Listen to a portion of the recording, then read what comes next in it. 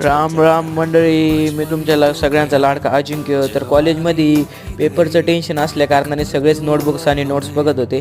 कोणी तर PDF उचकून बघत होतो, याच्यामध्ये काय चुकीचं आहे, काय बरोबर, काय काय अभ्यास करायला पाहिजे ते सांगत होते एकमेकाला. मी म्हणलं पेपरचं टेन्शन एवढं डेंजर येतं, सेमिस्टरचं काय टेन्शन असतं. बाहेर थोड्या वेळ उन्हाला आलो, सगळे पोरं लई थंडी वाजते वर्गात आणि पोरं फॅनं बंद करते नाही, कारण की म्हणतात आम्ही पैसे भरलेत म्हणून आम्ही बाहेर आलतो. मॅचचे सर अटेंडन्स घेत होते ना, आमच्या पोरांचे काय चाळे चालू आहे, याचं त्याचं तोंड दाबे, त्यात अटेंडन्स देऊ नये म्हणून. पण आता गोरक्षेचं तोंड दाबते बरं का पोरं, त्यांना बोललं तरी तो ओरडं सांगत होता सर माझं तरी त्याचं तोंड दाबलं. शेवटी सर थोडे रागवले आम्हाला. मेसवरून मस्त आहे का जेवण वगैरे करून घरी आलो. तो आपले बहादूर काकांनी मस्त आहे का टफीला धुवून काढलं होतं आणि त्यांना साफ बीप करायचं होतं. ते टफी त्याचं अंगच नव्हतं पुसून देत. बहादूर काका म्हणे तुला आजारी पडायचं आहे का, पटकन इथं बस म्हणे, तुझं अंगभर व्यवस्थित साफ करून देतो. दुपारी झोपलं, मग जिम वगैरे करून आलो, शॉवर वगैरे घेतला आणि आजीने ड्रायफ्रुट्स वगैरे शेंगदाणे वगैरे दिले होते, ते खाल्लं, थोडा अभ्यास केला. अभ्यास करतोय तोपर्यंतच आपले मित्र